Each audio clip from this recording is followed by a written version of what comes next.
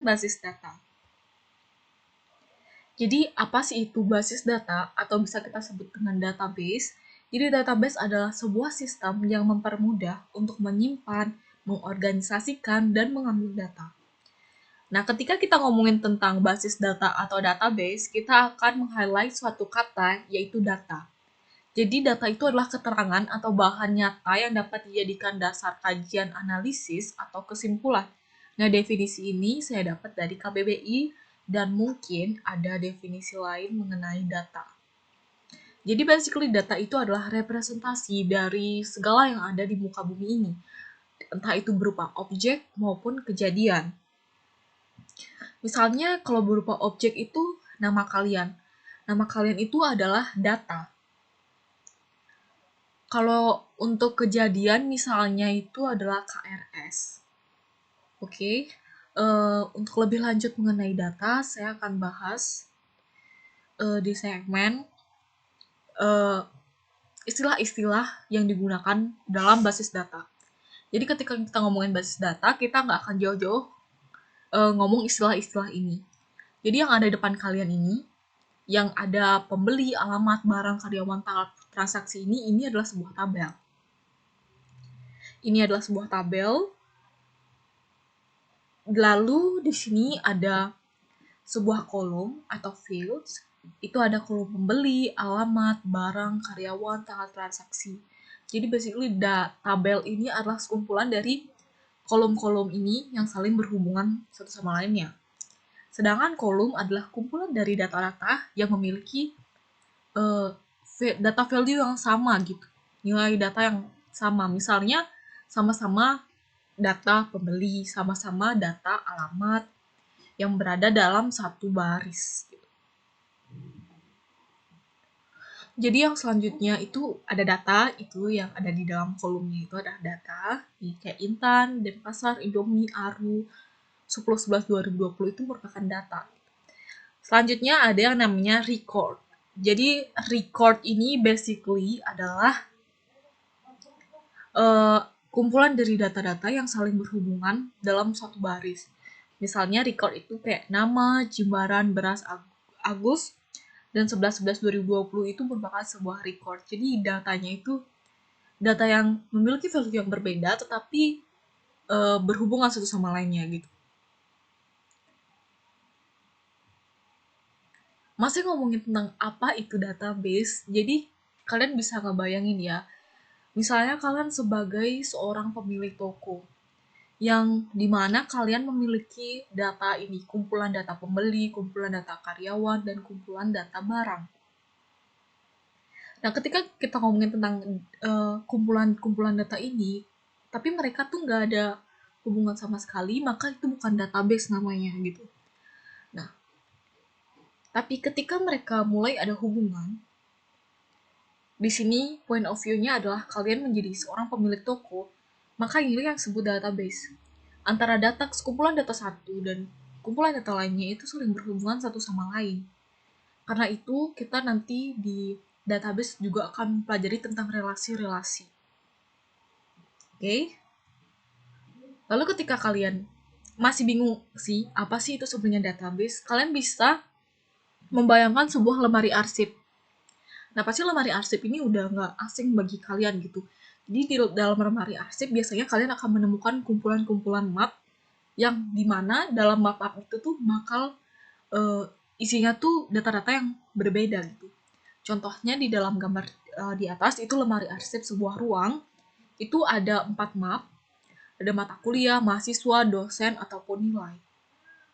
Ini itu sebuah map ya, dan ketika kita buka lagi mapnya ini bakal ada lagi lembaran-lembaran kertas yang di dalamnya berisi data-data yang sesuai dengan mata kuliah, dosen, mahasiswa, ataupun nilai. Nah, basically sama dengan di database juga seperti itu. Kita kita bisa analogikan sebuah map itu sebagai sebuah tabel. Nah, di dalam tabel itu bakal ada kolom-kolom lagi. Nah, mungkin di map akan ada kertas, misalnya ada kertas kumpulan nama dosen gitu, kumpulan nilai siswa, Baru di dalamnya bakal ada yang namanya data value gitu. Tapi ngomongin tentang ini juga, kalian juga akan ngomongin perbedaan dari kita akan menggunakan lemari arsip ataupun menggunakan basis data. Karena banyak sekali kelebihan ketika kita ngomongin basis data. Pertama itu ada akses. Jadi untuk data-data yang penting pasti membutuhkan akses yang lebih dari satu orang tetapi terbatas gitu. Jadi dan database ini juga membuat kita atau dapat digunakan untuk lebih dari satu orang gitu. Artinya tuh multi user database-nya bisa. Yang kedua tuh kecepatan dalam mengaksesnya. Kalau kita ngebayangin lemari arsip yang gede banget terus banyak banget data-data di sana atau banyak banget map-map di sana, kita bakal memakan waktu banget untuk mencari map yang kita butuhin. Apalagi jika tempatnya itu cukup berantakan. Tetapi jika kita ngomongin database ya akan lebih mudah gitu dalam mencarinya karena ya di sana tinggal search aja gitu. Oke, lalu di sini saya punya sebuah cerita nih. Ada seorang sekretaris kelas disuruh untuk mengumpulkan data kelas berupa nama, nomor absen, dan mata pelajaran yang paling dikuasai saat di sekolah. Udah minimal 2 dan maksimal 4. Lalu sekretaris menulis seperti tabel di bawahnya. Nah, lalu setelah dipikir-pikir, sekretaris merasa bahwa tabel ini itu nggak efektif, nggak efisien untuk digunakan karena mungkin temannya itu ada banyak ya. Bayangkan jika jumlah siswa di kelasnya itu ada 40 dan 36 orang lainnya itu memilih 4 mata pelajaran yang paling dikuasai. Pasti tabelnya akan sangat banyak dan panjang dan ia merasa itu nggak bagus gitu. Jadi kita akan bahas tentang hal ini, oke?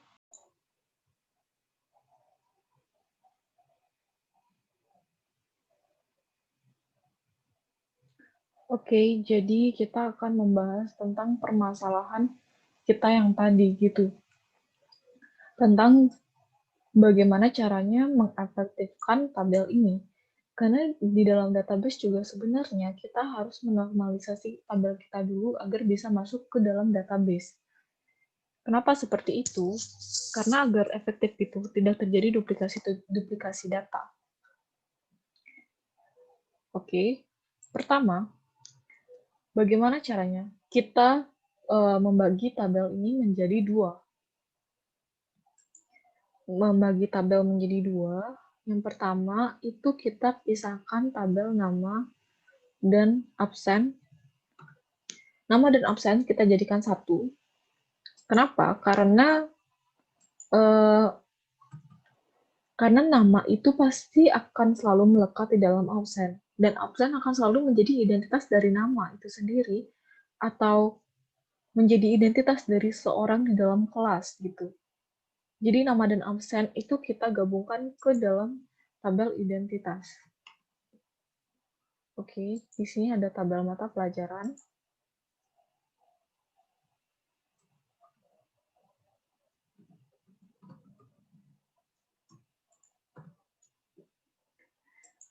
Oke, namanya kita tulis dulu.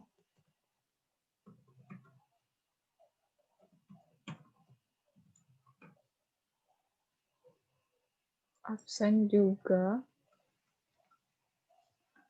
Mata pelajaran itu ada bio, mat, fisika, kimia, bahasa Indonesia, sejarah. Oke. Permasalahan pertama sebenarnya udah bisa dibilang selesai gitu. Karena basically sekarang udah nggak ada yang namanya duplikasi data, tetapi permasalahan lain muncul ketika permasalahan satu itu udah selesai. Apa itu? Oke, di nama dan absen dan mata pelajaran, mereka memiliki suatu hubungan atau memiliki suatu relasi. Jadi, jika dibuatkan satu tabel, kita tahu bahwa si Intan ini memilih biologi, matematika, fisika dalam pilihannya. Tetapi jika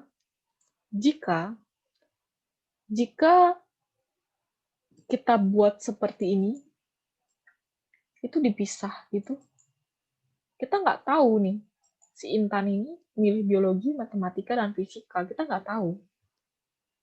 Mereka seakan-akan nggak memiliki hubungan dan nggak memiliki relasi, padahal sejatinya mereka itu memiliki suatu hubungan.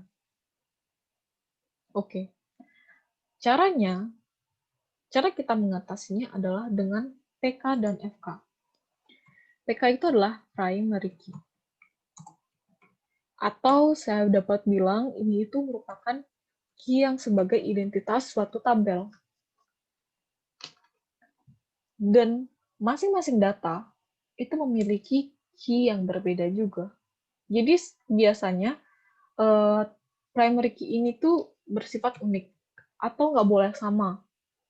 Jangankan tabel, masing-masing data aja tuh nggak boleh memiliki PK yang sama gitu. Masing-masing data tuh nggak boleh memiliki PK yang sama. Karena itu dia harus unik. Karena primary key ini adalah untuk identitas gitu. Oke. Sebenarnya dalam kasus ini absen bisa kita jadikan sebuah PK. Kenapa? Karena di dalam ruang lingkup kelas absen antar siswa pasti nggak bakal ada yang sama gitu. Nggak bakal ada yang sama. Jadi sebenarnya si absen ini boleh dijadikan sebuah PK. Dan tergantung juga dari kebutuhan kalian. Apakah datanya hanya itu saja? Jika untuk mengabsen siswa saja, sebenarnya absen sudah cukup. Oke. Tapi dalam kasus ini kita pisahkan saja biar gampang. PK. Di tabel mapel juga ingat ada PK ya. Ini nama mapel. Oke. PK itu dapat berupa bilangan integer atau gabungan dari bilangan integer dan huruf. Disesuaikan saja dengan kebutuhan. Jika kalian memiliki banyak banget data, jadi gabungan huruf dan angka bisa menjadi solusi. Karena angka itu kan terbatas, dan huruf aja itu juga terbatas, itu cuma 26. Oke, kita lanjutkan. Masing-masing tabel udah memiliki yang namanya identitas. Kalau jika dibawa kemana-kemana, mereka tinggal panggil identitas aja, itu udah punya. Tapi, permasalahannya belum selesai. Mereka belum terrelasi. Caranya merelasikan dengan bantuan FK. FK ini bisa saya bilang adalah suatu primary key yang primary key tabel 1 yang berada di tabel 2. Oke. Jadi nih, sebenarnya si identitas sama mata pelajaran itu kan berelasi. Agar di mata pelajaran ini tabel identitas itu kebaca, maka kita memerlukan yang namanya FK. FK dari tabel identitas. FK tabel identitas. Nah, FK itu apa? Jadi FK itu adalah PK. PK dari tabel identitas itu sendiri. Tetapi jika dibawa ke tabel mata pelajaran, maka berubah menjadi FK. Dan FK ini pun, atau foreign key ini, itu boleh mengalami duplikasi data. Oke. Lalu pertanyaan selanjutnya, kenapa FK-nya harus ada di mata pelajaran? Apakah boleh FK-nya itu ada di identitas? Jawabannya itu tergantung dari relasi. Ada 3 relasi yang akan kita pelajari. Yang pertama adalah one-to-many. Yang kedua adalah one-to-one.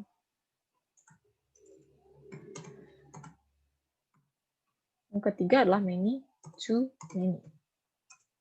Oke.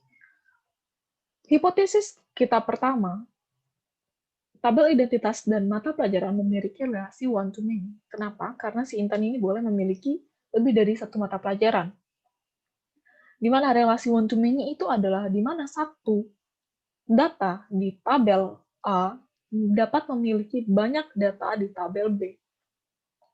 Contohnya seperti si Intan, itu boleh memiliki banyak data di tabel mata pelajaran, sehingga hipotesis kita pertama itu hubungan relasinya adalah identitas dan mata pelajaran. Maka, FK akan berada di tabel many. FK akan berada di tabel menu. Di sini identitas mata pelajaran. One-nya ada di identitas karena mewakili satu orang aja. Dan mata pelajarannya itu ada banyak, boleh dipilih. Jadi, tabel mata pelajaran itu merupakan tabel menu. Maka FK-nya ada di tabel mata pelajaran. Jika kasusnya terbalik, maka misalnya identitasnya yang menjadi menu dan mata pelajarannya hanya satu, maka FK-nya akan ada di tabel identitas. Lalu kita beralih ke relasi one-to-one. Relasi one-to-one. Jadi, relasi one-to-one adalah relasi di mana satu data di tabel A tepat memiliki relasi satu data di tabel B. Nah, contohnya itu jika permasalahan ini kita rubah, di mana satu siswa hanya boleh memiliki satu mata pelajaran yang paling dikuasai. Hanya satu. Maka, tabelnya akan menjadi nama absen mapel. Dewi, absen dan mapel. Jadi cuma satu ya, nggak boleh ada duplikasi gitu. Tapi relasi ini jarang digunakan, karena sejatinya, jika kita merelasikan data dengan cara one-to-one, itu harusnya kita nggak perlu memisahkannya menjadi dua tabel seperti ini. Dijadikan satu aja, karena pasti nggak bakal ada duplikasi data, karena basically cuma satu data yang boleh dipilih gitu. Jadi ini cukup jarang digunakan gitu. Lalu selanjutnya ada relasi many-to-many. Jadi relasi many-to-many ini di mana banyak data di tabel identitas dapat memiliki banyak data juga di tabel mata pelajaran. Gitu.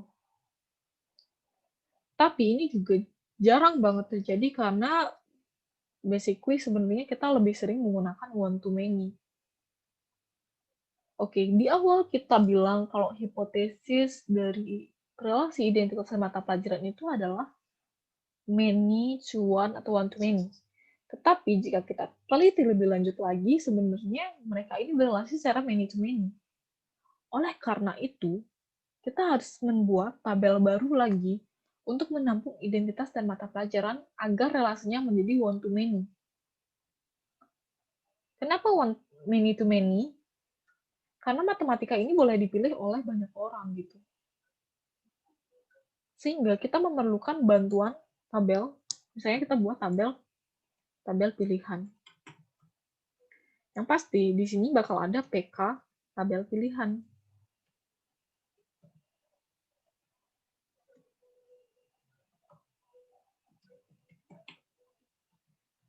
Lalu untuk merelasikannya kita pakai FK identitas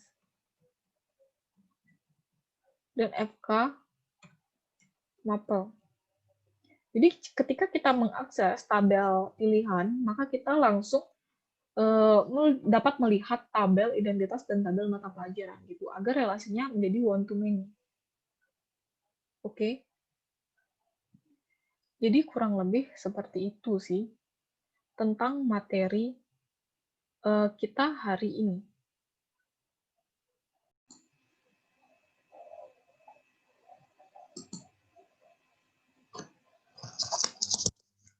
Oke, karena kita tadi udah menyinggung sedikit tentang PK dan FK, begitupun tentang relasi, maka kita akan berlanjut ke PDM. Jadi PDM ini adalah Physical Data Model, salah satu cara untuk menggambarkan gitu database, yang sebenarnya ini kalau kita membuat PDM ini, sebenarnya datanya yang udah siap kita masukkan ke dalam database gitu. Kok kita lanjut aja. Oke, tadi kan kita ngomongin PK dan FK tuh. Jadi kurang lebih seperti ini PDM. Untuk penggunaan PDM sendiri, sebenarnya kurang lebih kayak gini. Ini tempat FK-nya itu gini. Dan di sini itu tempat FK. Dan di sini tempat nama-nama atau kolom-kolom lain yang non FK maupun PK gitu. Oke. Ini tadi udah kita jelasin ya tentang relasi, udah kita bahas juga tadi tentang relasi one to many, many to many, maupun one to one gitu. Kita udah jelasin.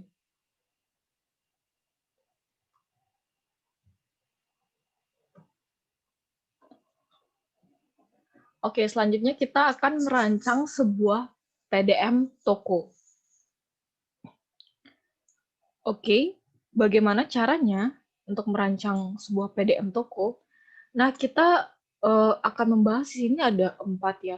Logika proses penjualan seperti apa, transaksi toko supplier seperti apa, lalu ada retur barang juga. Biasanya di toko besar itu akan ada yang namanya retur barang kan. Terus kita juga akan menyinggung tentang jabatan dan gaji pegawai. Lalu selanjutnya kita juga akan membahas tentang raw material.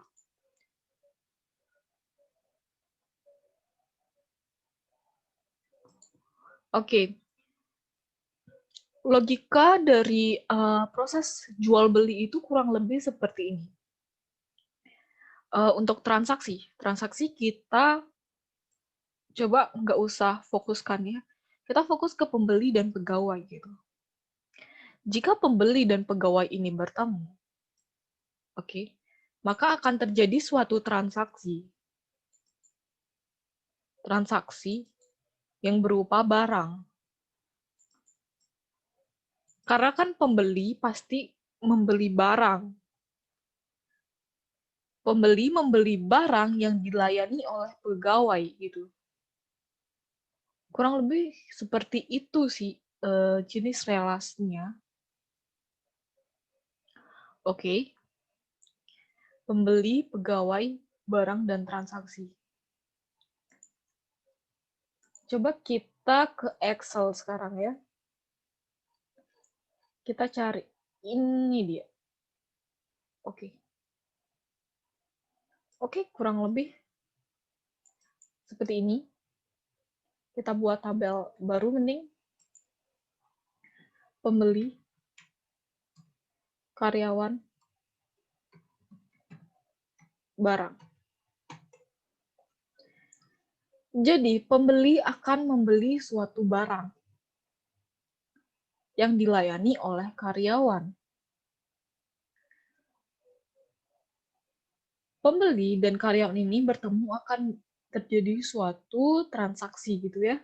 Sebenarnya pembeli membeli suatu barang yang dilayani oleh karyawan ini, dan di mana tabel transaksi ini merupakan tabel bantuan gitu yang digunakan tadi seperti permasalahan tabel tabel pilihan. Oke. Banyak pembeli bisa dilayani oleh banyak karyawan juga. Oleh karena itu, kita membutuhkan tabel transaksi untuk pembeli dan karyawan. Gitu. Entar nih. Si tabel barang ini nggak mungkin langsung masuk ke tabel transaksi karena basically transaksi dan barang itu juga relasinya many to many. Relasinya juga many to many. Kenapa relasinya menjadi many to many? Karena banyak barang itu bisa dilakukan banyak transaksi juga. Satu transaksi bisa banyak barang, dan satu barang bisa banyak transaksi. Oleh karena itu, sebentar kita juga akan membutuhkan yang namanya tabel bantuan lagi.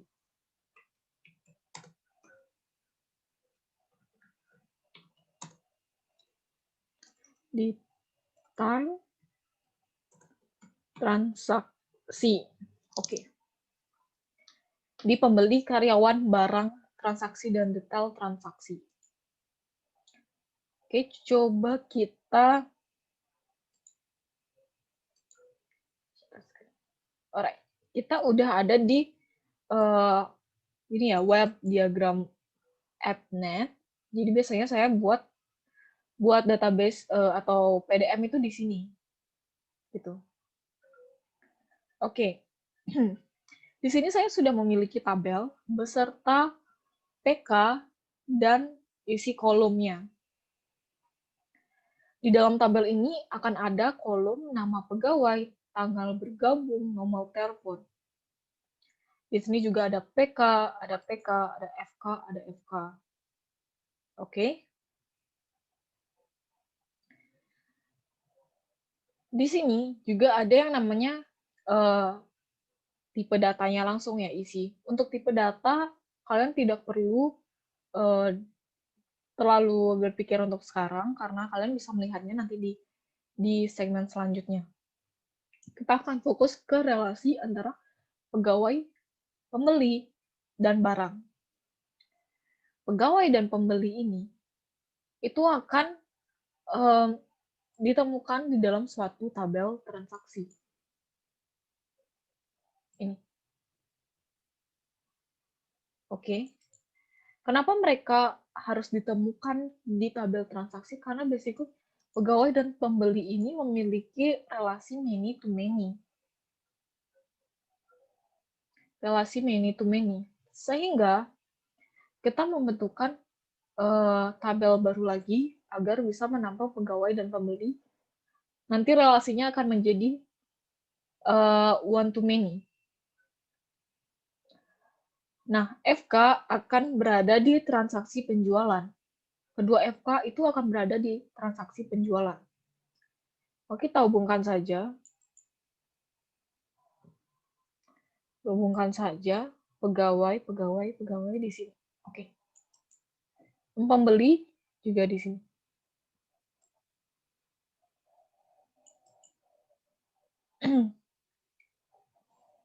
Oke. Setelah itu, kita karena ini sebuah database toko, maka kita nggak jauh-jauh bakal ngomongin barang, karena pembeli pasti akan membeli barang kan di sebuah toko. Lalu apakah barang ini akan berelasi ke transaksi penjualan? Jawabannya adalah enggak, karena satu barang dapat bertransaksi banyak,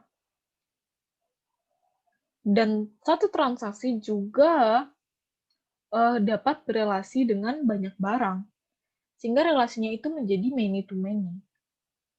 Oleh karena itu, kita membutuhkan satu tabel tambahan, yaitu detail transaksi.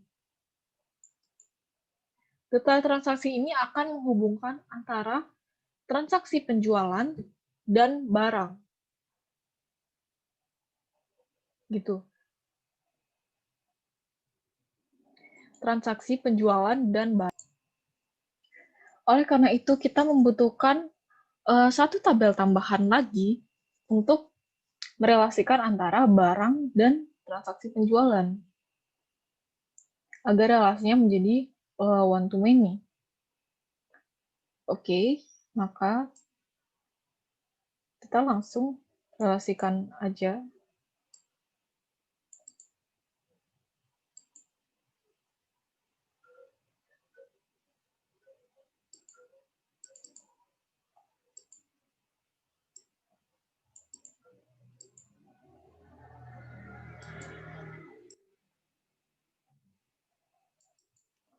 Oke.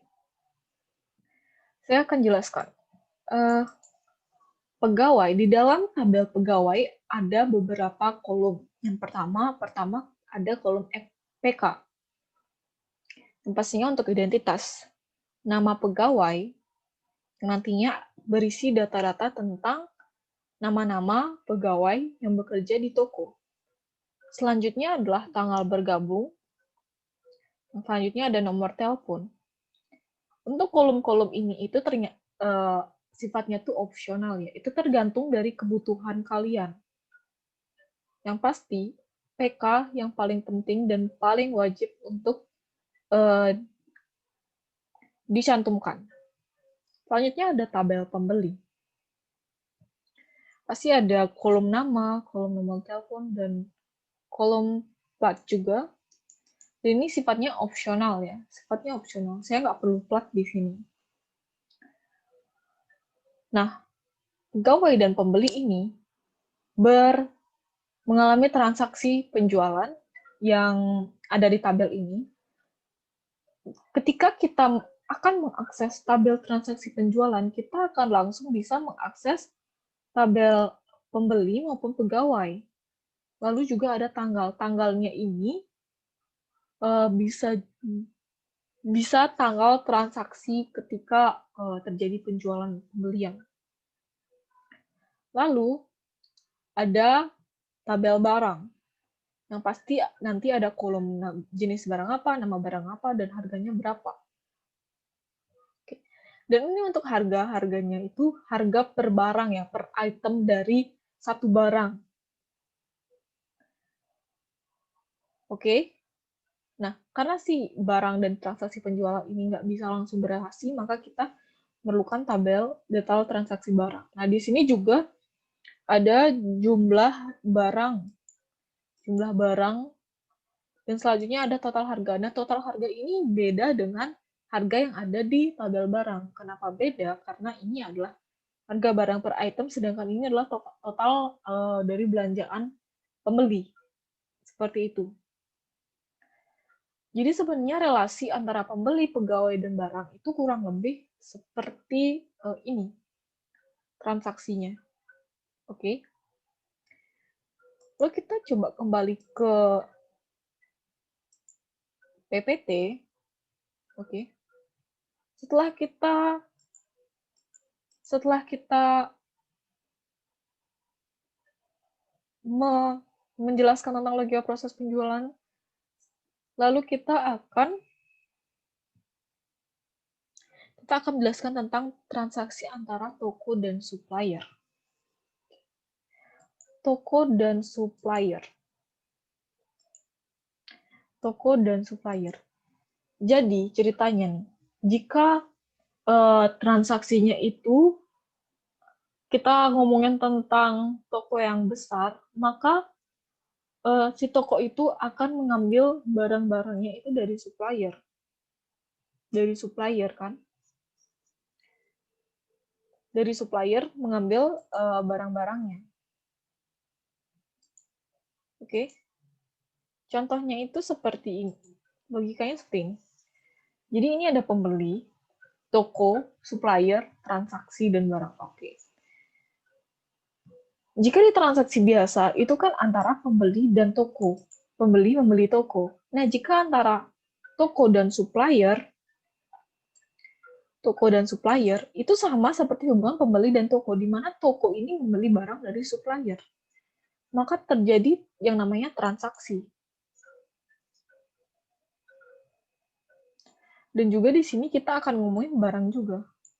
Toko dan supplier itu akan mengalami transaksi.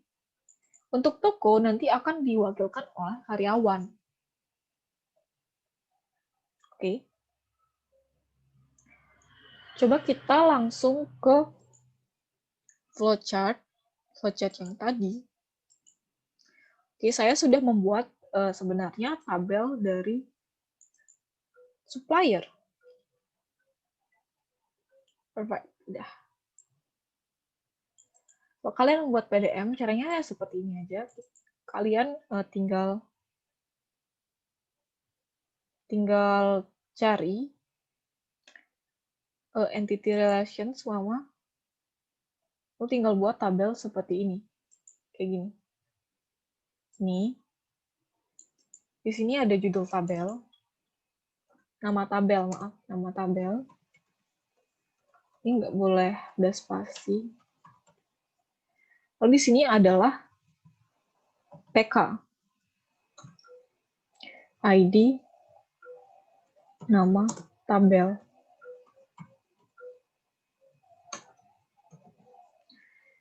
Dan ini bisa jadi FK atau kolom-kolom yang kalian butuhkan di dalam database. Misalnya ada kolom nama, kolom nomor HP, dan lainnya. Oke? Kita lanjutkan ke pembahasan tadi.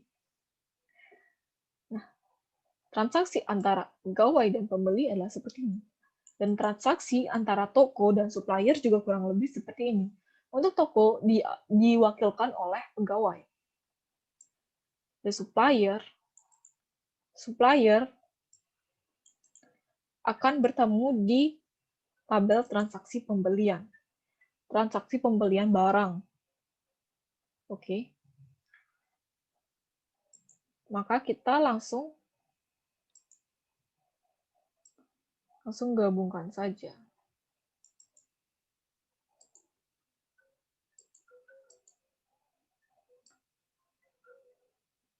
Logikanya itu sama seperti yang tadi. Logikanya itu sama seperti yang tadi. Oke. Sama. Nah, apa yang dibeli? Ya barang. Yang dibeli barang.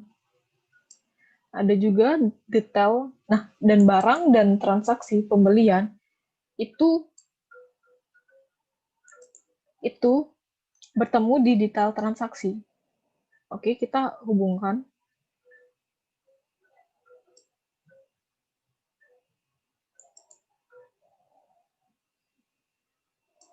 Kita rapikan sedikit. Oke, udah. Tabel barang.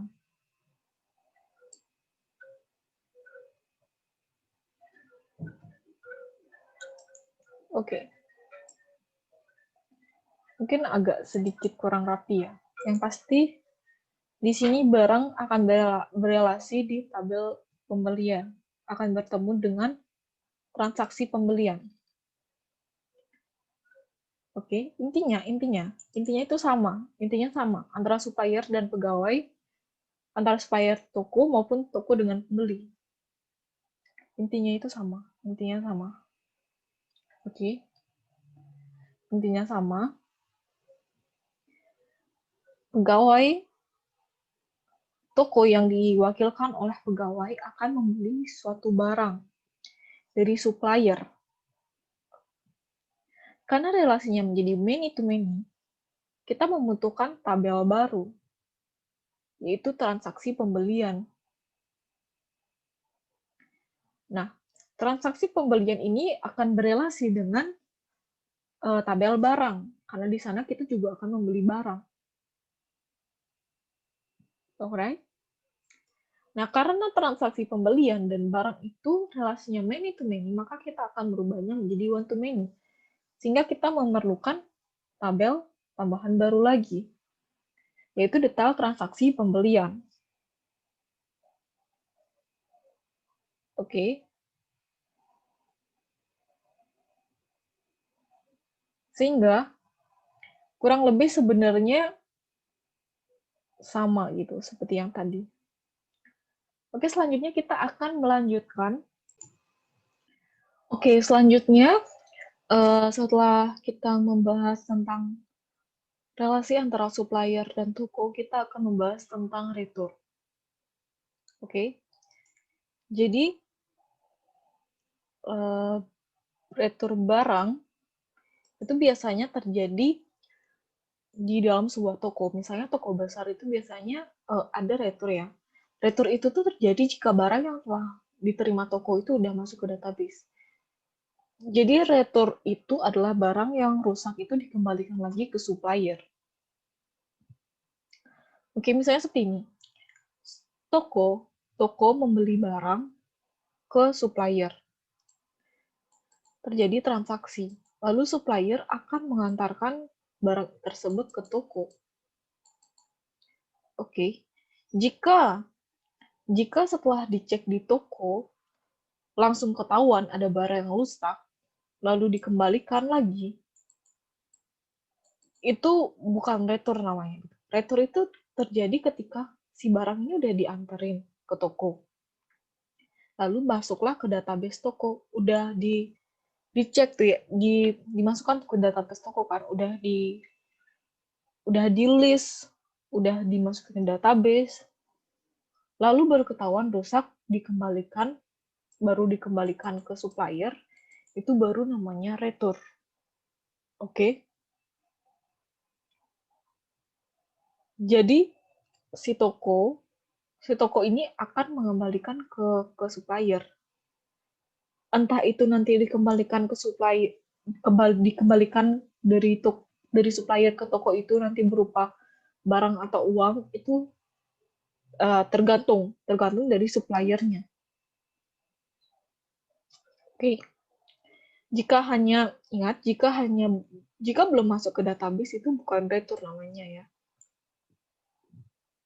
Nanti jika si supplier ini mengantarkan ke toko lalu langsung ketahuan dan dikembalikan lagi ke supplier, nanti supplier juga akan mengirimkan lewat transaksi. Jadi pengembalian dari barang itu akan dianggap sebuah transaksi. Itu. Oke, ingat, retur terjadi jika barang yang telah diterima toko sudah masuk di database. Oke, kita akan langsung ke ke PDM. PDM yang tadi. Oke. Sebenarnya prosesnya itu mirip dengan proses pembelian ataupun tadi pembelian antara supplier. Tetapi retur ini kita ambil dari barang gitu. Proses returnya. Jadi kan barang itu udah masuk di database toko, lalu di tabel barang kan pasti dimasukkan. Setelah diterima itu barang maka langsung dimasukkan ke dalam database yang dimana itu berada di tabel barang. Jika terjadi proses retur yang udah masuk ke dalam database, maka kita akan buat relasi antara retur dan barang. Oke. Retur dan barang. Nah, karena relasinya many to many, sama seperti tadi, maka kita perlu yang namanya detail retur. Itu disimpan di detail retur ya. Bentar. Seperti ini. Oke. Di retur itu ada pegawai yang pasti dan ID penerimaan. Oke. Untuk ID penerimaan kita hilangkan dulu. Karena basically sekarang point of view kita itu antara retur barang aja. Nah, kenapa di retur itu harus ada pegawai? Karena untuk mereturnya sendiri, kita pasti memerlukan identitas siapa yang meretur. Siapa yang meretur barang ini, diwakilkan oleh siapa. Oleh karena itu, kita perlu retur ini ada data dari pegawai itu sendiri. Nah, ID pegawai ini adalah ID pegawai yang pada saat itu mereturkan barang yang rusak.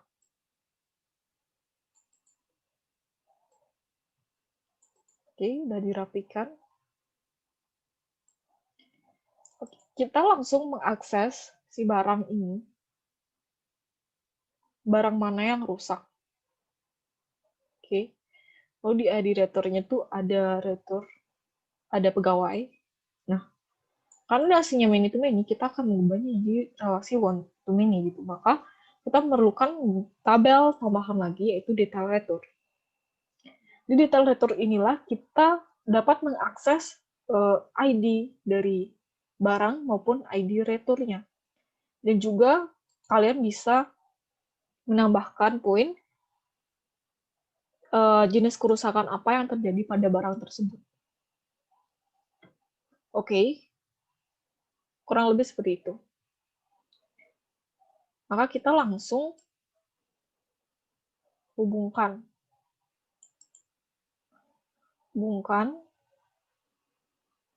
dari retur ke detail retur. Oke, jika kalian membuat relasi seperti ini, maka kalian nggak bakal bisa mengakses kapan barang itu sampai gitu. Jadi kalian hanya bisa mengakses barang apa yang rusak dan barang apa aja yang diretur. Jika kalian ingin mengakses kapan si barang itu datang, biar ada historicalnya, itu kalian di retur itu bisa menambahkan transaksi pembelian. Transaksi pembelian ini, kalian bisa mengaksesnya, lalu menaruhnya di tabel retur gitu. Tapi ini sifatnya opsional, jadi tergantung dari kebutuhan. Tergantung dari kebutuhan kalian apa aja. Oke, saya ulang. Jika kalian buat relasi seperti ini, kalian tidak bisa membaca historical dari barang itu sendiri. Kapan barang itu dibeli. Kalian hanya bisa mengakses mana barang yang mau diretur, serta pegawai yang mau meretur barang tersebut, serta tanggal ya. Jika kalian ingin mengakses historical pada tabel transaksi pembelian agar kalian tahu kapan barang ini dibeli, kalian bisa menambahkan tabel transaksi pembelian itu di sini di tabel retur. Kalian bisa menambahkan kolom lagi di sini, kolom FK. Oke. Lalu beranjak selanjutnya, kita akan ngomongin tentang gaji dan gaji pegawai. Oke, sebelum gaji kita boleh ngomongin jabatannya dulu ya kalian, jabatannya dulu. Jadi di dalam sebuah toko, setiap pegawai itu pasti memiliki yang namanya jabatan gitu. Iya kan? Miliki yang namanya jabatan. Entah itu menjadi direktur atau pegawai biasa. Yang pasti dalam sebuah perusahaan atau toko itu memiliki jabatan gitu untuk membedakan job desk dari pegawai itu sendiri. Nah, saya udah buat tabel dari jabatan di sini. Oke. Sebenarnya nih ya, di tabel ini langsung, di tabel pegawai, kalian bisa menambahkan kolom jabatan langsung di sana. Jadi nama pegawai akan langsung melekat ke jabatannya. Tetapi, jika kalian membuatnya seperti itu, maka historical dari pegawai itu sendiri kalian nggak tahu. Jadi sebelumnya pegawai A ini tuh jabatannya apa. Kalian nggak bakal bisa tahu jika penulisannya seperti itu. Oke.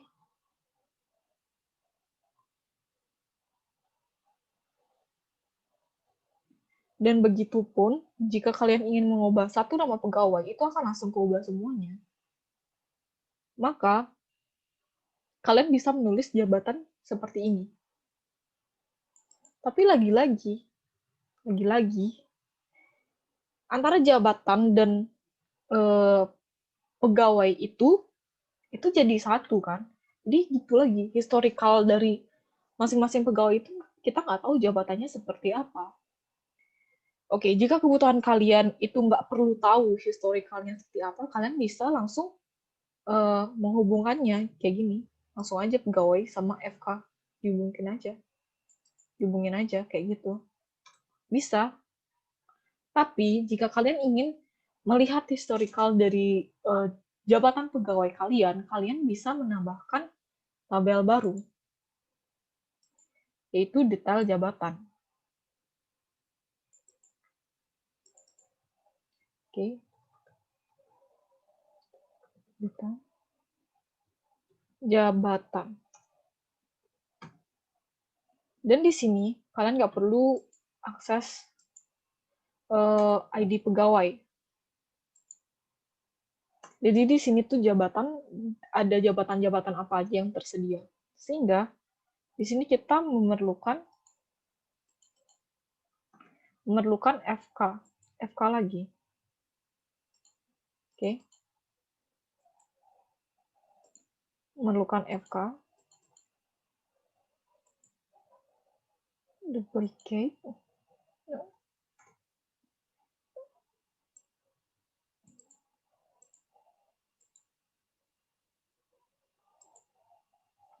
Oke, di sini ada FK2 harusnya.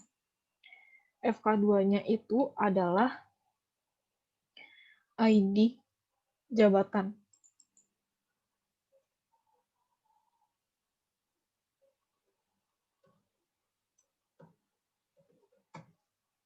Oke, maka tinggal kalian hubungkan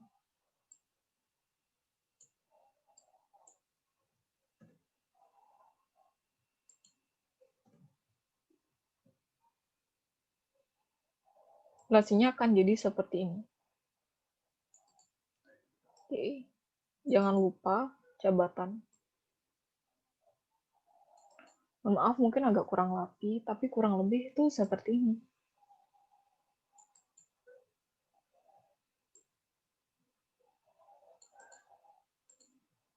Right.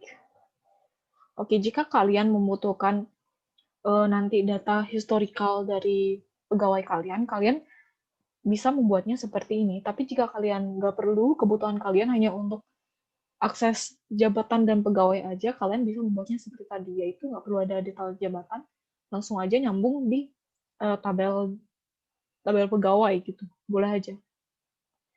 Balik lagi, pembuatan database itu tergantung dari apa yang kalian butuhkan. Selanjutnya kita akan ngomongin juga tentang gaji. Oke, jadi gaji itu hal yang cukup penting itu untuk di dalam database, diletakkan dalam database toko. Kenapa? Karena ya pegawai itu pasti dapat gaji gitu, dan kalian juga bisa mengakses gaji-gaji dari pegawai kalian. Itu berapa? Mungkin bulan lalu berapa, bulan sebelumnya itu berapa gitu. Sama seperti jabatan, tadi sebenarnya gaji itu bisa langsung dicantumin ke tabel ini. Tabel ini tinggal tambahin kolom gaji, tetapi balik lagi, kalian nggak bakal bisa mengakses historical dari gaji pegawai kalian, serta jika kalian mengubah satu gaji dari seorang pegawai, maka akan langsung merubah semuanya. Oleh karena itu, kita membutuhkan satu tabel baru lagi, yaitu tabel gaji. Oke. Di sini tabel gaji itu mungkin ada jenis kolom jenis gajian, gajinya berapa, dan tanggalnya berapa. Kalian tinggal mengakses dari pegawai.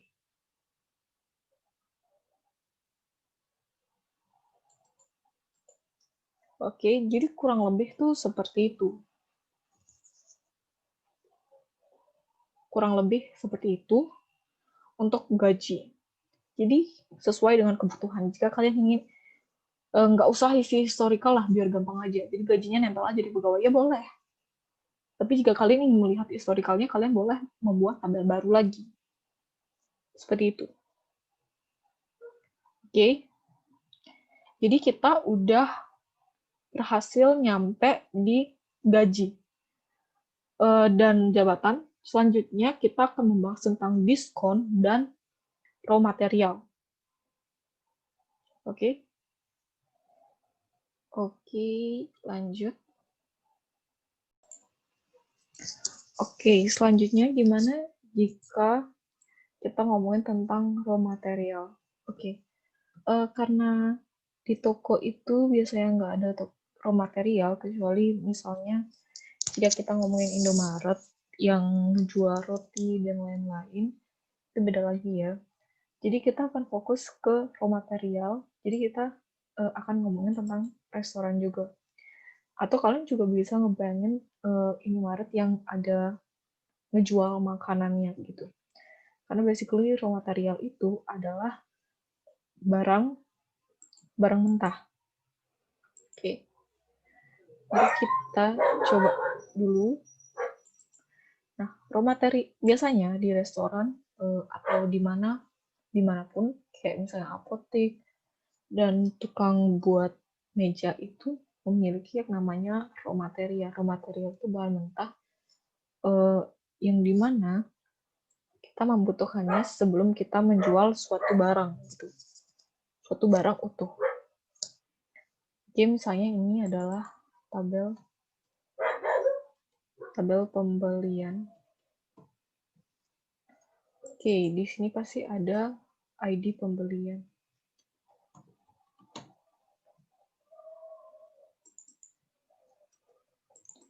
Kita hapus dulu semuanya. Kita duplikat lagi. Oke. Nah, di sini kita ada detail pembelian.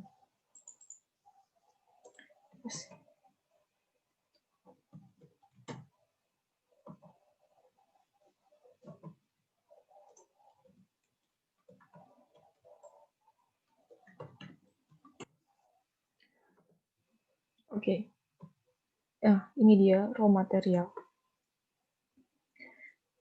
Kalau kita ngomongin toko, tadi kita kan ngomongin tentang barang ya. Jadi basically raw material itu sama dengan barang gitu. Tetapi barang di raw material ini merupakan bahan mentah.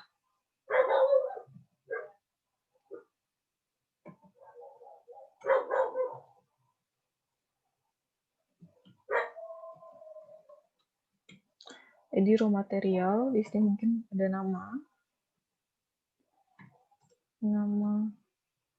bukan FK ya.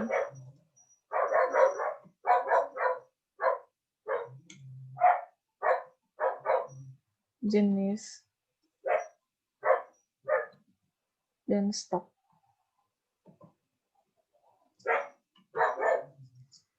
Dan stok barangnya, oke. Nah, biasanya kan di restoran itu kita bakal ngejual 2 tipe barang kan. Tipe yang udah jadi, misalnya kayak aqua, minuman soda, misalnya kerupuk juga.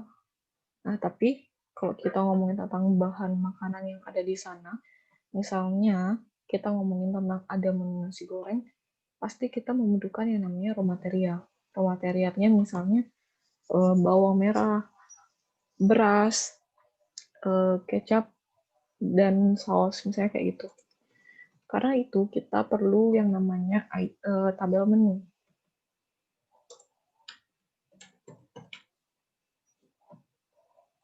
Nama menu, ini ada harga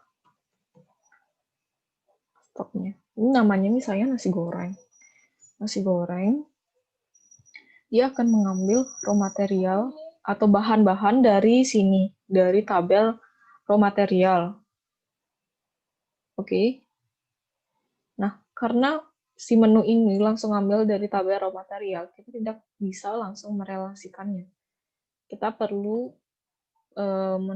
menambahkan tabel baru lagi.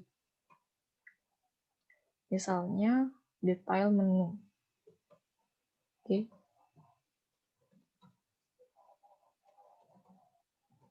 Di detail menu ini akan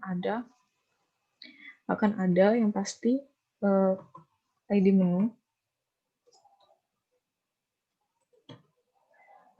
dan ID raw material.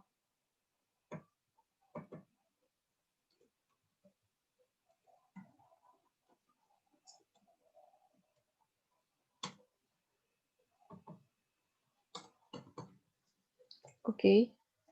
Nah, disinilah kita bisa mengakses menu dan raw material. Misalnya kita ingin di sini detail menu itu membuat suatu nasi goreng, maka kita ngambilnya itu bahan-bahannya itu di raw material.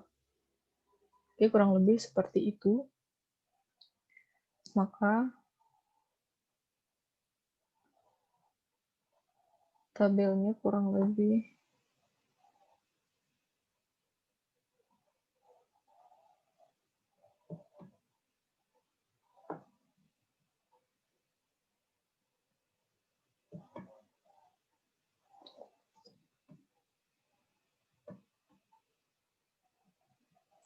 lalu setelah di sini dia akan masuk ke menu.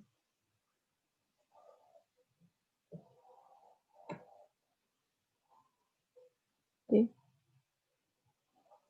Oh, kayaknya relasinya salah. Yang pasti dia bakal ke sini. Di menu itu dia akan ke detail menu dan oke.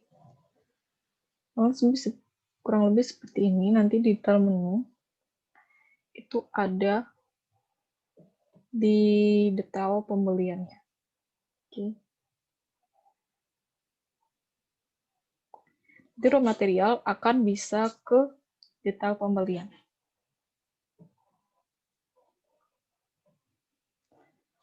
Oke, jadi kita ngomongin udah tentang bahan mentahnya. Gimana misalnya kalau si pembeli juga membeli barang yang udah jadi. Tidak hanya membeli nasi goreng aja misalnya, tapi juga tentang dia juga membeli aqua. Nah, jika kita gabungkan ini menunya langsung ke sini, jadi di menu kita langsung ke detail pembelian, maka akan terjadi kekosongan data gitu. Saya tuh kayak gini kita ngomongnya. Oke, kita ke Excel. Saya di detail pembelian. Di sini pasti ada tadi raw material, dan di sini ada menu. Nah, jika kita sambungkan menunya langsung ke detail pembelian, dalam satu kasus akan ada di mana hanya raw material yang terisi. Misalnya ini, di mana dia tidak membeli satu barang yang langsung ada gitu. Maka di sini akan terjadi kekosongan data. Boleh seperti itu. Nah, cara lainnya, kalian bisa menggunakan atau membuat tabel baru lagi. Membuat tabel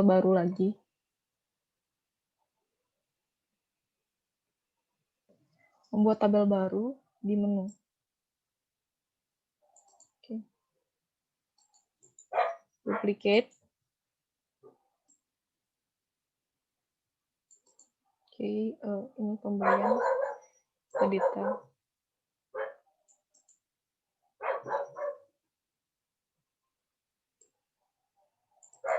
Oke, jadi di pembelian dan detail pembelian ini langsung mengakses ke menu. Jadi akan ada 2 transaksi. Agar tidak terjadi kekosongan data, oleh karena itu kita perlu menambah 2 tabel ini lagi. Caranya tuh sama yang ada di raw material. Jadi jika pembeli hanya membeli raw material saja, maka tidak akan terjadi kekosongan data gitu. Ini adalah cara lain untuk mengakses atau melakukan transaksi raw material dan menu. Oke. Dan kurang lebih seperti itu tentang raw material.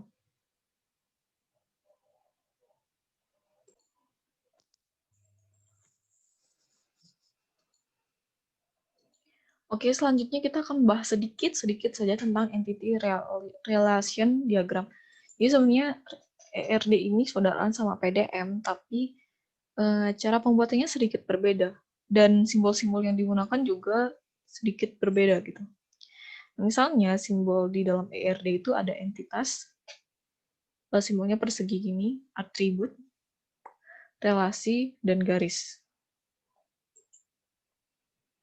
Oke, kita akan membahas tentang ERD. Misalnya, ini adalah contoh penggunaan dari ERD.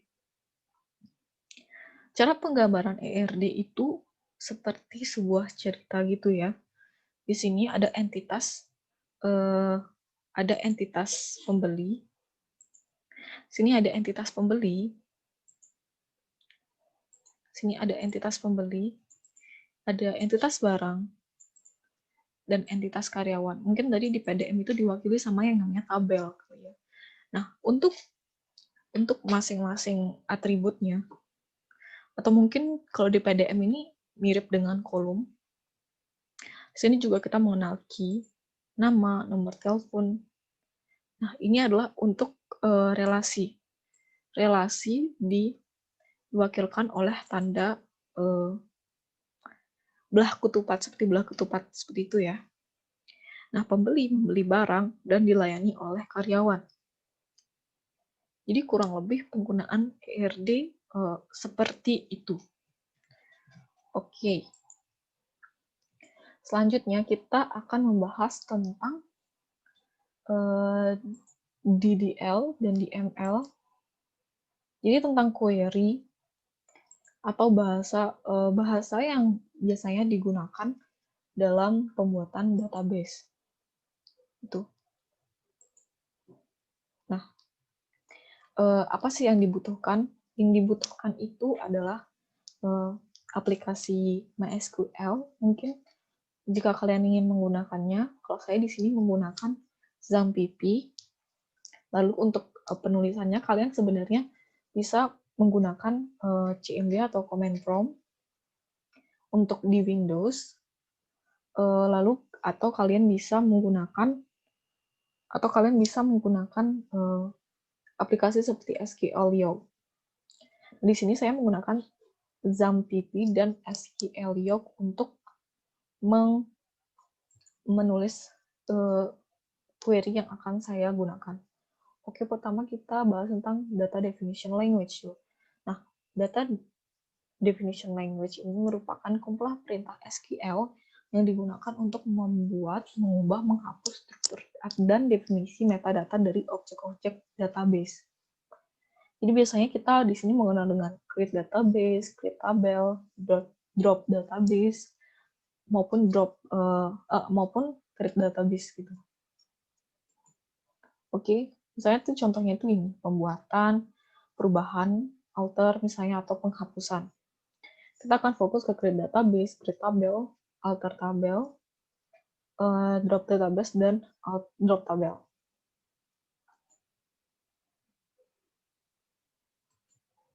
Contoh penggunaannya misalnya sintaksnya itu kurang lebih seperti ini. Sintaksnya kurang lebih seperti yang ada di kotak ini. Oke, untuk lebih jelasnya ntar kita akan mendemokannya. Lalu yang kedua ada DML atau Data Manipulation Language. Itu merupakan sekumpulan perintah SQL yang digunakan untuk proses pengolahan isi data di dalam tabel seperti memasukkan, merubah, dan menghapus isi data, dan tidak terkait dengan perubahan struktur atau definisi tipe data dari objek database.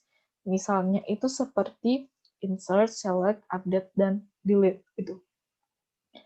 Jadi basically ketika kita membuat sebuah database, kita harus membuat bugetnya terlebih dahulu. Misalnya create database, yang pertama create tabel itu kita menggunakan DDL. Nah, dan untuk pengisian datanya ke dalam tabel itu kita menggunakan DML gitu. Oke.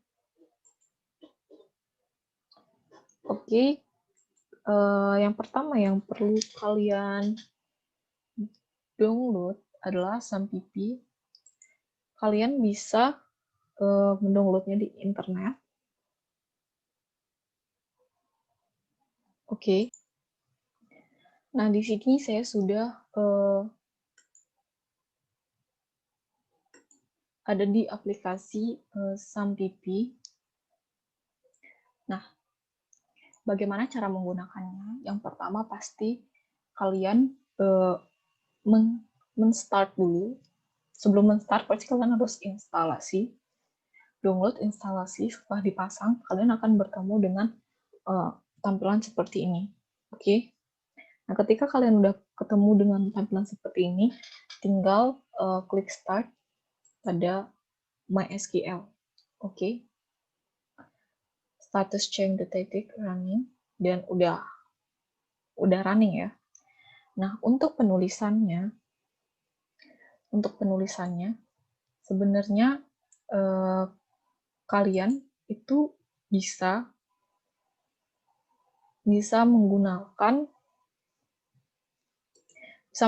CMD atau SQLio. Oke, kalian bisa menulisnya sebenarnya di command prompt atau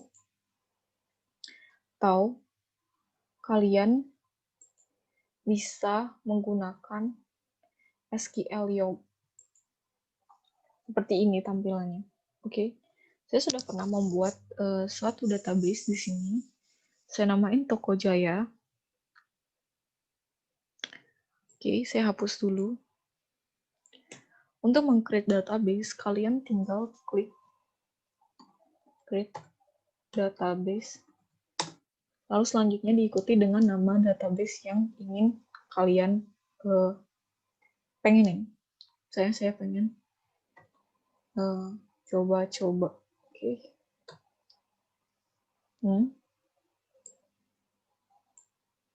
Tinggal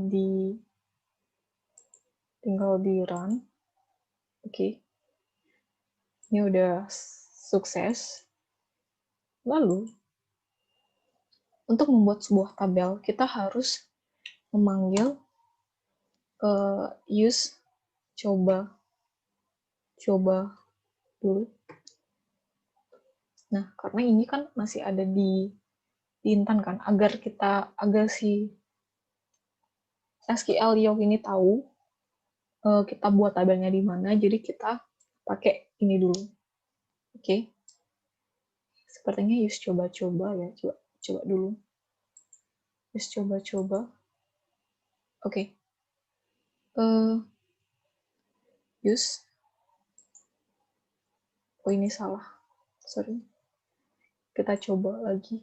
Coba. Oke, sukses. Jadi, setelah kita menggunakan ini, baru kita membuat sebuah tabel. Oke. Nah, seperti dilihat, ini sebenarnya belum terjadi apa-apa ya. Jadi sebenarnya kita harus nge-refresh dulu sih. Jadi kita harus refresh dulu. Refresh. Oke. Maka di sini kita udah punya suatu database yang namanya database coba-coba. Oke, sekarang kita tinggal membuat tabel. Untuk tabel, kita tinggal memanggil create tabel, diikuti dengan nama tabel.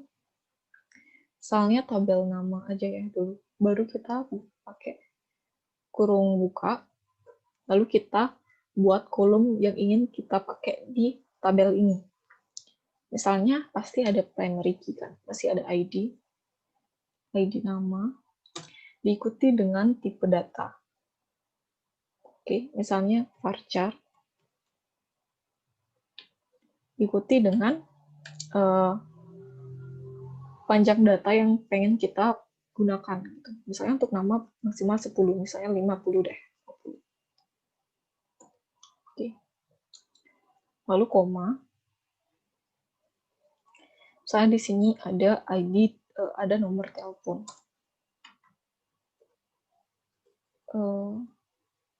Nomor telepon diikuti dengan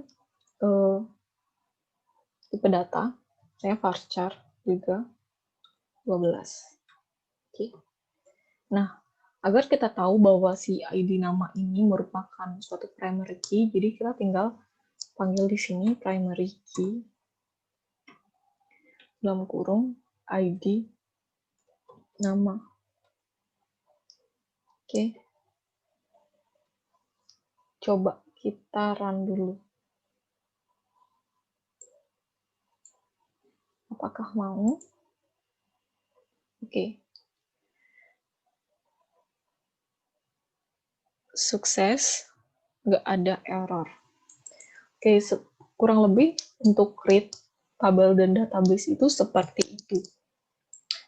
Lalu bagaimana jika kita ingin membuat relasi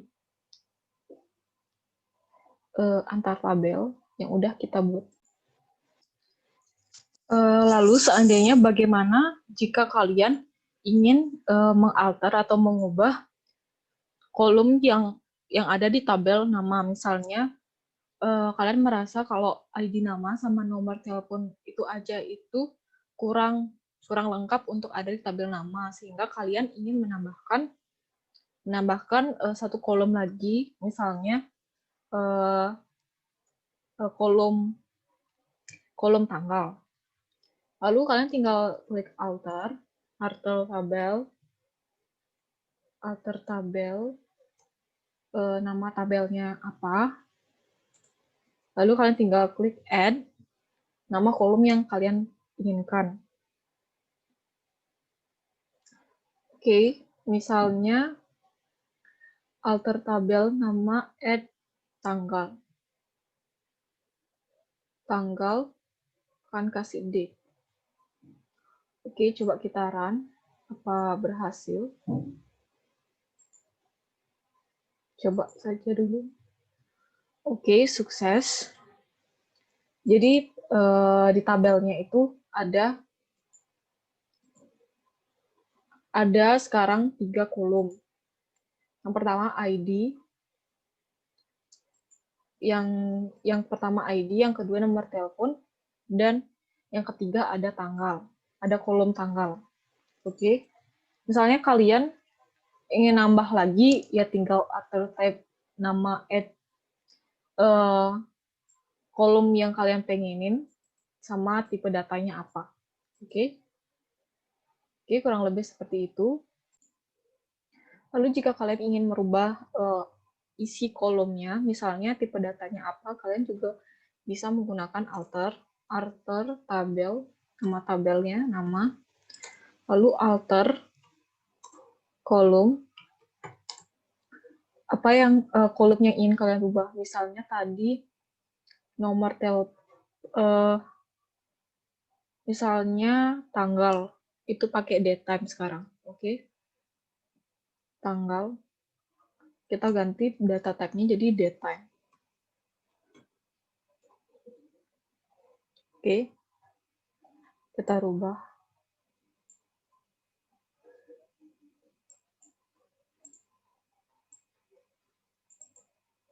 Kita coba run.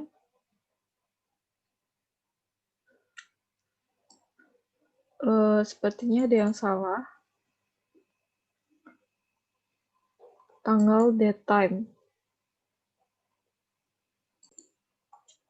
Oke, mohon maaf. Sebenarnya di sini tadi bukan menggunakan alter, tapi kita menggunakan yang namanya modify ya untuk kolom. Jadi seperti itu jika kalian ingin mengubah tipe data dari kolom. Oke. Terus jika misalnya kalian ingin menghapus kolom, misalnya ternyata kolom tanggal ini tuh nggak dibutuhin, kalian tinggal alter tabel nama, drop kolom tanggal.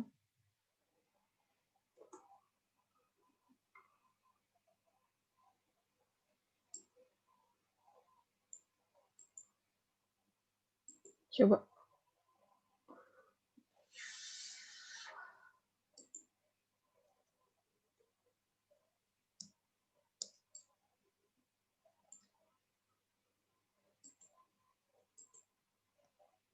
Oke, udah selesai.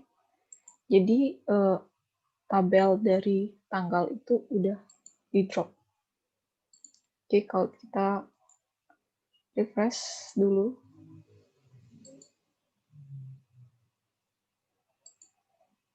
Seperti itu. Udah selesai. Lalu selanjutnya,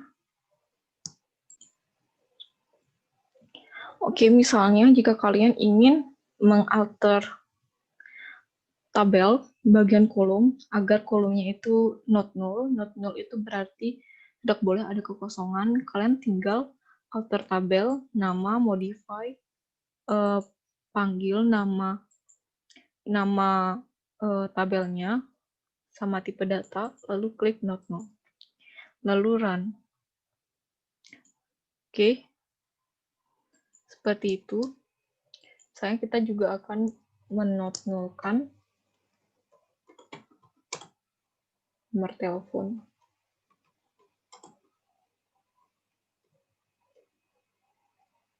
Note varchar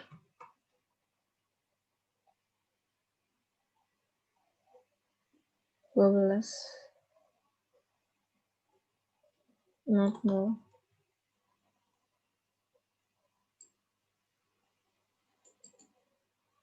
Oke. Sukses. Terus selanjutnya kita akan membahas tentang, saya sudah membuat satu tabel tambahan untuk identitas karena di sini kita akan membahas tentang origin key. Nah, di awal kita kan sudah membuat primary key. Untuk merelasikan dua tabel ini kita perlu yang namanya origin key. Nah, caranya menambahkan itu adalah seperti ini.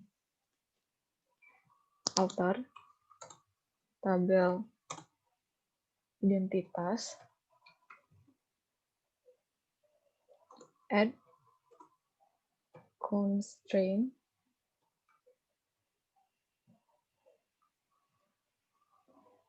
ID nama,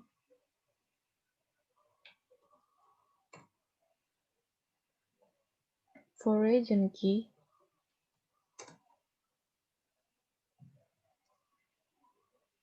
ID nama, references, nama tabel. References itu kan referensi di mana kita dari mana kita mendapatkan PK ini gitu. Yang dijadikan PK di tabel identitas. Jadi kan kita referensinya itu dari tabel nama, oke? Nama kolomnya juga ID nama. Oke, mari kita execute dulu apa ini berhasil.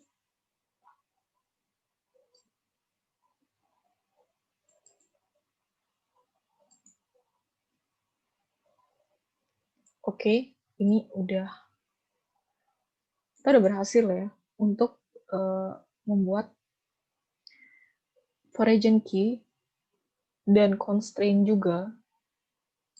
Oke, constraint-nya juga udah. Nah, lalu pertanyaan selanjutnya, karena kita udah membahas node null juga, primary key udah, origin key udah, create database, create tabel udah. Sekarang saatnya kita drop atau menghapus.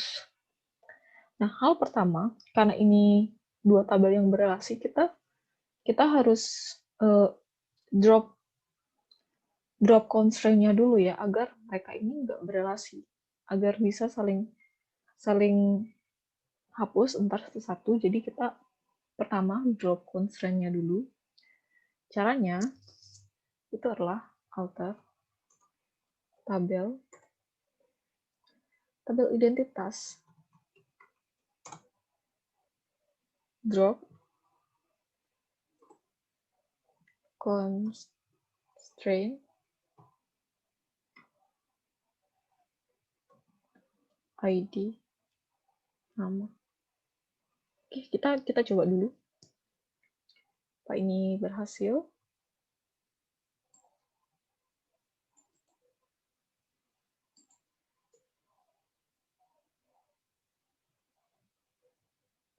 Oke, berhasil.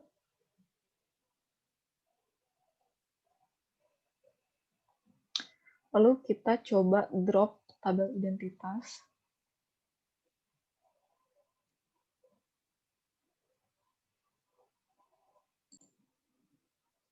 Coba kita langsung drop aja. Drop tabel identitas. Oke. Apakah berhasil?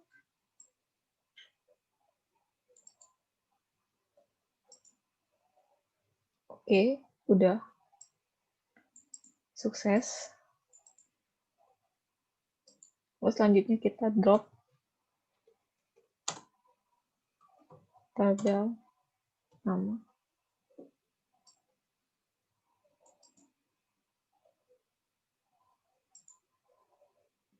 Oke, selanjutnya bagaimana cara mendrop database? Kita tinggal drop database saja. Database dari coba.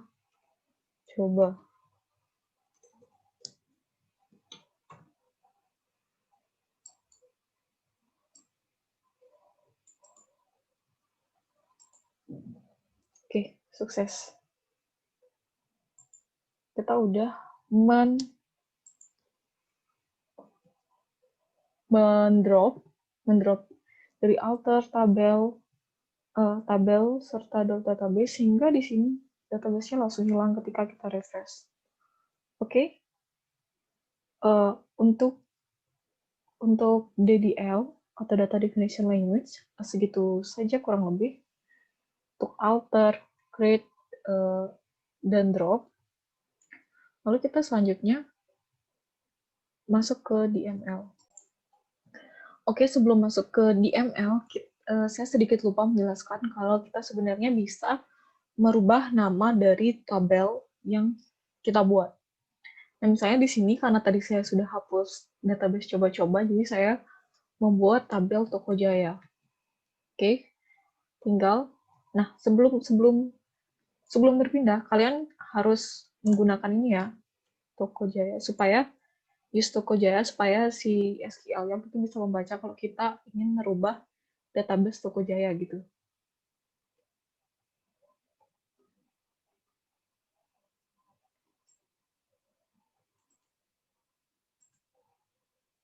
Oke, baru kita rename tabel, misalnya tabel pembeli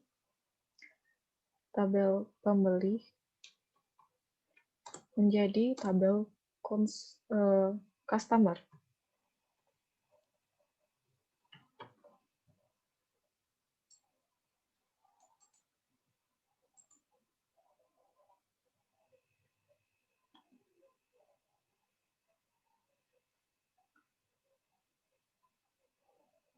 Pembeli.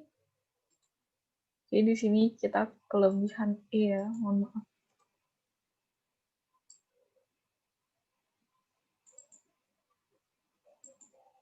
Oke, sukses.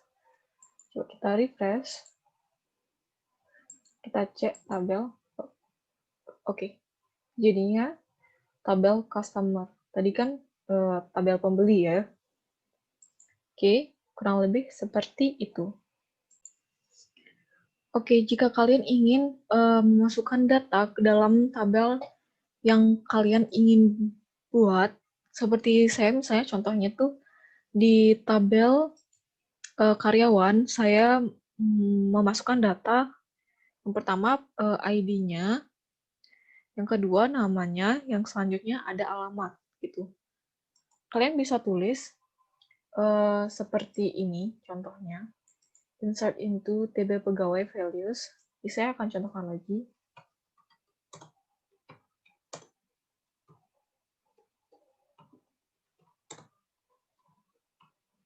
Nah, pastikan data yang kalian masukkan itu selaras dengan kolom-kolom yang tersedia di tabel yang kalian buat. Misalnya saya tuh kan buatnya di tabel karyawan itu ada ID karyawan, nama karyawan, dan alamat. Jadi saya buat ID-nya pertama, lalu lanjutkan dengan namanya, lalu lanjutkan dengan alamat, misalnya Jalan Pulau Bali. Udah seperti itu, baru kita run. Oke, sukses. Kita refresh. Oke, dan yang kedua ini adalah nama dari nama karyawan dan alamat gitu.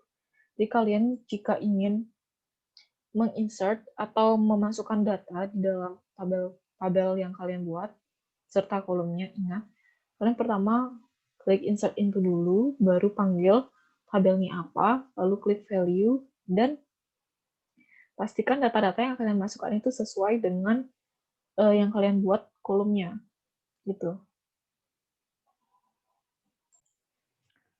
Oke, saya telah menambahkan beberapa tabel dan mencobanya. Lalu selanjutnya, setelah kita menambahkan data, insert into, lalu bagaimana jika kita salah memasukkan data ke dalam kolomnya. Bagaimana cara merubah data tersebut?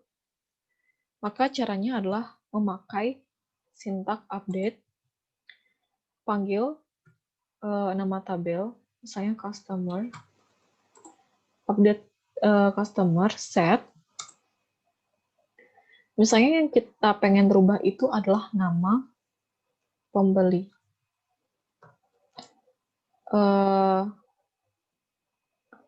Oke, sebenarnya ini udah. Kita pakai update ID pegawai aja, TB pegawai. TB pegawai, setnya itu di pegawai dia pakai nama karyawan. Oke. Nama karyawan.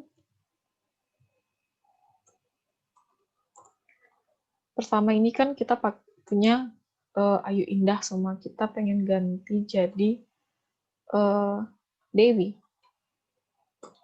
Oke, Dewi. Nah, where-nya itu kita menuju ke primary key-nya. Jadi primary key-nya di sini kan A1. Jadi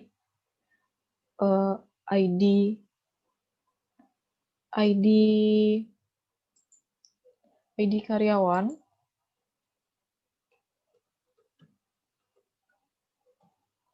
A1. Coba kita run.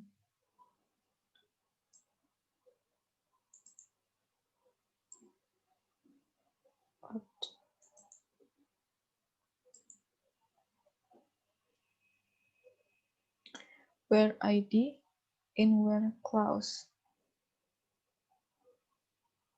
ID karyawan. Oke, kita telah berhasil merubah nama dari 01 ya, dari Intan ke Ketut. Oke. Kita cek.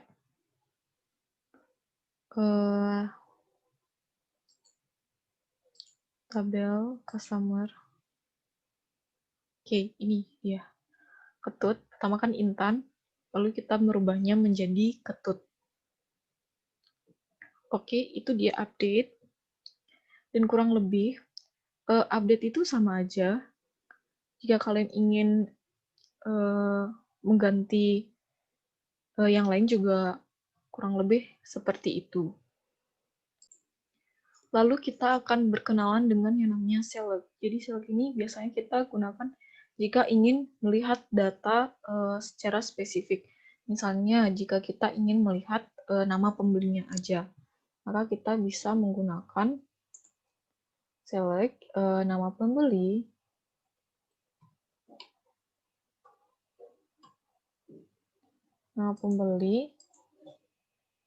from tabelnya, tabel customer.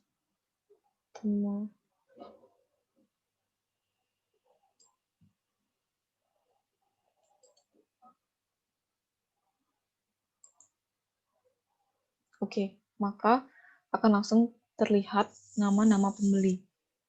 Jadi jika kalian ingin melihat ID-nya aja, kalian bisa menggunakan select from. Oke, select from. Lalu selanjutnya bagaimana kita mendelete suatu data gitu. Oke, kita pakai sintak delete from. Saya akan coba delete from nama tabel itu tb customer, coba customer. Where-nya apa yang ingin kita delete. Misalnya kita ingin mendelete nama. Oke, nama pembeli. Nama yang ingin kita delete itu apa? Misalnya saya ingin mendelete kata atau nama Ratna. Oke, kita coba. Semoga mau. Oke, sukses. Jadi, kita tinggal refresh. Oke, maka namanya akan langsung hilang. Jadi jika kalian ingin menghapus satu data, maka kalian bisa menggunakan delete from. Oke, sebenarnya di DML yang biasa itu kita udah selesai di insert into, kita juga udah update, udah select, dan udah delete. Selanjutnya, kita akan membahas sedikit tentang inner join, dan left join, right join, dan full join.